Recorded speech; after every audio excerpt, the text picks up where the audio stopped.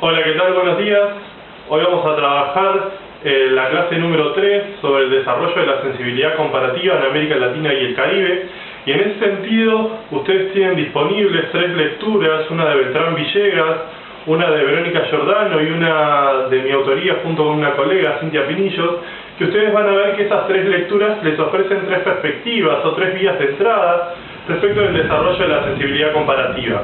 En el texto de Beltrán Villegas van a poder tener la profundidad de la lectura del desarrollo de la comparación en 3 grandes exponentes de la sociología, de la historia, del pensamiento social y político latinoamericano en la segunda mitad del siglo XX. La lectura de Verónica Giordano nos va a adentrar en algo que va a ser muy útil, sobre todo cuando trabajemos las lecturas y la clase de Angélica Gunturiz, que es el enfoque sociohistórico para la comparación, y la propuesta que traemos con Cintia es un poco cómo fue el desarrollo o algunos elementos de cómo se desarrolló la política comparada en la época del ensayismo, en el siglo XIX, y en qué medida se desarrolló la problematización respecto de la comparación en América Latina respecto del número de casos en nuestro subcontinente. Sin embargo, yo quiero aprovechar esta oportunidad para trabajar con ustedes en profundidad la posibilidad de abordar un ejemplo en el cual uno pueda observar cómo fue el desarrollo de la sensibilidad comparativa en América Latina y el Caribe. Y les decía que es el interés poner el acento en un ejemplo, y para eso voy a abocarme a lo que sucede al menos en un subcampo disciplinar. Ustedes podrán hacer el mismo esfuerzo pensando en otros subcampos, en el de la sociología, la antropología, la historia. Sin embargo, yo hoy me voy a detener en cómo se desarrolló la sensibilidad comparativa dentro de la ciencia política. Y en ese sentido, aunque la reflexión politológica en América Latina es muy dinámica, muy profusa e incluso tiene vastas raíces, uno podría pensar en el pensamiento latinoamericano comparativo de autores como Sarmiento, Rodó, Ugarte, Martí, Mariátegui, etcétera, etcétera. Sin embargo, dentro del campo de la ciencia política, la utilización de la comparación, ya no como una lógica de comprensión de la realidad, sino como una aproximación metodológica, que es algo que ustedes tienen en la clase que yo les dejé escrita, trabajada con mayor profundidad, adquiere relevancia especialmente a partir de la década del 70. ¿Por qué? Porque en ese momento el Estado vuelve a cobrar interés, pero sobre todo ingresa en la agenda de debate de la ciencia política latinoamericana una temática que va a ser central para las décadas posteriores, que es la problematización respecto del autoritarismo y la democracia. ¿Y por qué va a ser central en las décadas posteriores, pero también central para la comparación? Porque nos va a permitir por primera vez hacer un abordaje de América Latina en términos comparativos, pero focalizando en la heterogeneidad de América Latina. Es decir, hay textos muy clásicos como los que ustedes seguramente conocen de Alain Rouquier, que por ejemplo trabajaba diversas aproximaciones al fenómeno de la violencia y el autoritarismo. Entonces contrastaba los casos donde hubo un autoritarismo, donde las Fuerzas Armadas intermitentemente intervinieron en la política, versus otros casos donde solo intervinieron una sola vez y rompieron su tradición civil histórica, con otros casos que ni siquiera tuvieron intervenciones de las Fuerzas Armadas, sino una situación de violencia generalizada. Es decir, comienza a ponerse la heterogeneidad en escena, y eso nos va a permitir comparar al interior de América Latina. Y les decía que va a ser sustantiva esta primera arena de debate sobre el autoritarismo y la democracia, básicamente porque una de las cuestiones que es central para poder comparar es poder utilizar grandes afirmaciones teóricas y empíricas que, como vamos a estar viendo en la clase siguiente, les vamos a llamar generalizaciones. Es decir, van a empezar a establecerse, sobre todo en el campo de los estudios de la transición a la democracia, grandes afirmaciones respecto de cómo puede ser ese tránsito. Y eso va a alimentar el desarrollo de una vasta agenda de comparación. Es decir, en América Latina tenemos, si bien el concepto de transición es un concepto que puede ser cargado con múltiples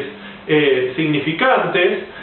Podemos pensar en el caso de la transición de una sociedad tradicional a una moderna, pensando en Germani, la idea de transición que tienen el propio Cardoso y Faleto, que ustedes tienen trabajada en el texto de Beltrán Villegas, pero sin embargo, en el plano de la ciencia política, comparativamente la transición va a ser el pasaje de un régimen político a otro. Y eso va a ser muy interesante para poder recorrer América Latina y observar en qué medida los condicionamientos internos del régimen autoritario van a ser los que van a permitir entender la transición. Y acá, más allá de la temática en particular, la transición, lo que es interesante es ver cómo una generalización, una gran afirmación del comportamiento empírico y teórico llevó a que muchos autores quisieran contrastar esto en términos de sus realidades empíricas e incluso regionales. ¿Y por qué digo regionales? Básicamente porque si bien este herramental conceptual se abordó primeramente para los casos de Europa del Sur, España, Grecia y Portugal, y los casos de América del Sur, especialmente del Cono Sur, con el tiempo una de las virtudes que tienen los conceptos es que tienen la capacidad, cuando son universales y empíricos, es que tienen la capacidad de viajar, y en tanto pueden viajar, intentan tratar de explicar más de una realidad. Y en ese sentido el concepto de transición a la democracia ha sido un concepto con un pasaporte muy sellado, es decir, ha posibilitado, algunas veces de forma infructuosa, utilizar este concepto, por ejemplo, para los casos de Europa del Este, pero también para otras realidades latinoamericanas como los casos de Centroamérica, donde hay un texto muy interesante, si quieren leerlo, de Adalberto Torres Rivas, que él pone el acento como en Centroamérica en realidad el herramental conceptual de los transitólogos no sirve para pensar Centroamérica dadas las vicisitudes regionales, la influencia de los Estados Unidos o incluso la perseverancia de un conflicto en términos armados de guerra civil muy importante, o inclusive también es interesante o ha sido utilizado para comparar otros países como el propio México. Y este subcampo temático del autoritarismo y la democracia tuvo un gran desarrollo posterior también.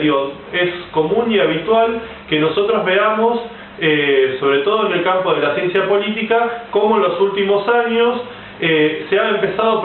a problematizar fuertemente una crítica democrática a la democracia. Es decir, esa crítica de ya no es solo la democracia en términos procedimentales, que nos permitía comparar países que tuvieran ciertas condiciones, sino también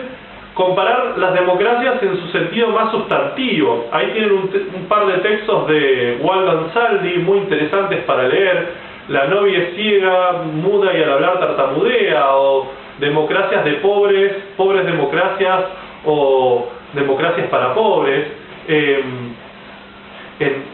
el que pone el acento más en un carácter sustantivo de la democracia, y eso le permite comparar en otro nivel. En definitiva, y uno de los primeros aprendizajes que tenemos que tomar de este desarrollo, de este ejemplo que yo les estoy dando, es que justamente ponen a control, ponen en tensión, ponen en problematización empírica, es decir, comparan una generalización que explica cómo sería el comportamiento de la realidad política, social y cultural de una serie de países. Y ahí permítanme que les haga una recomendación cinematográfica. Hay una película bastante reciente, basada en hechos reales, que se llama Kon-Tiki, que es muy interesante porque es la problematización de una generalización dentro de la ciencia. Es decir, es un antropólogo noruego que quiere demostrar que el flujo migratorio de las Filipinas no se condice con lo que la Academia de Ciencias de Antropología a nivel mundial había establecido. Y él decide hacer un viaje con ese herramental conceptual, pero es un viaje también vital. Más allá de la vicisitud de la película, lo que es interesante de observar es que para el desarrollo de la sensibilidad comparativa es muy importante el tener generalizaciones teóricas y generalizaciones de comportamiento empírico que nosotros podamos contrastar en nuestras realidades, podamos hacer hacerlas viajar a esas explicaciones, a nuestros contextos, y tratar de ver en qué medida se aplican o no. Pero en ese sentido, el viaje hacia esos contextos no tiene que ser un viaje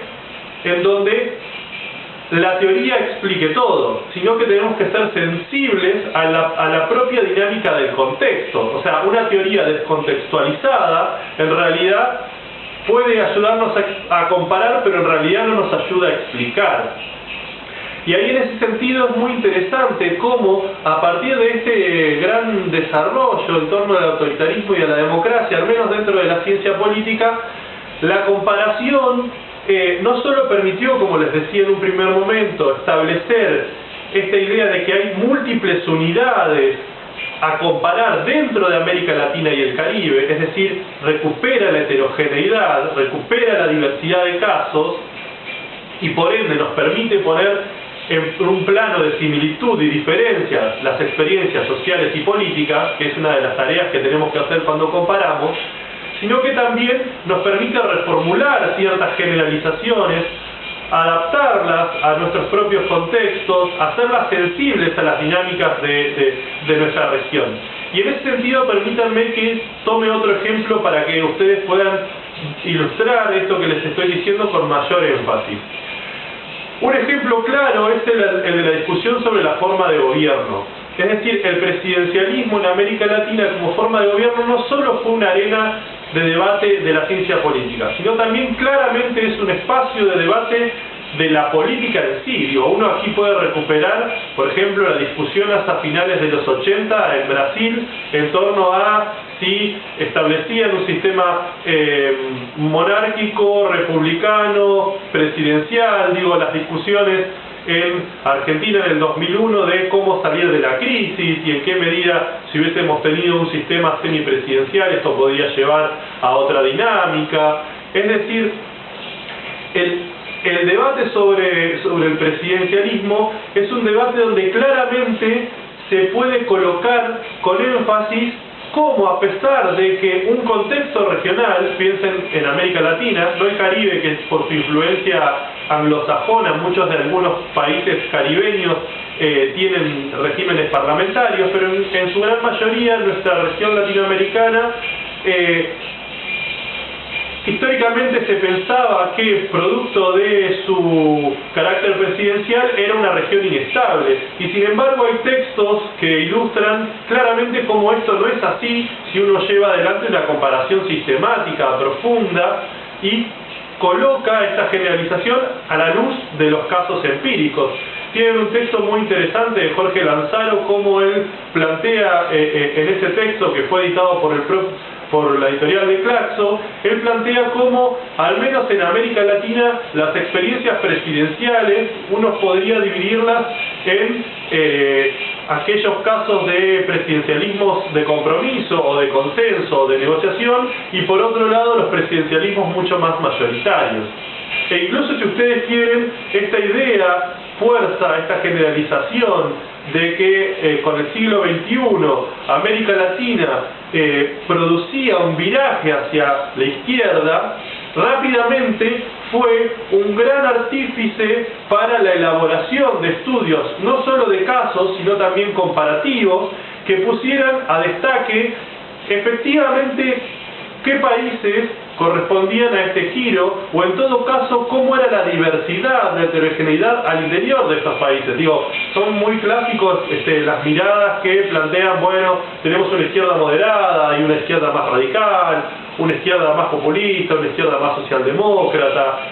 Pero más allá de la temática del debate en sí, lo que es interesante, o una de las cuestiones que uno tiene que comprender, es que para el desarrollo de una sensibilidad comparativa, no solo tenemos que usar o apelar a la comparación como una estrategia lógica de pensamiento, sino también, o mejor dicho, como una estrategia metodológica, sistemática,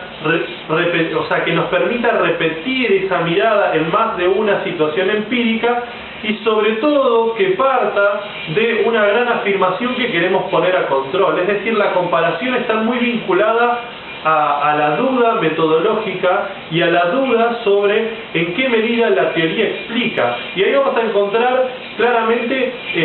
mucha bibliografía latinoamericanista, mucha bibliografía de autores latinoamericanos que ponen a contraste cómo esas grandes afirmaciones o esas grandes explicaciones respecto de cómo tiene que comportarse América Latina, que son vertidas o que son elaboradas desde otras regiones,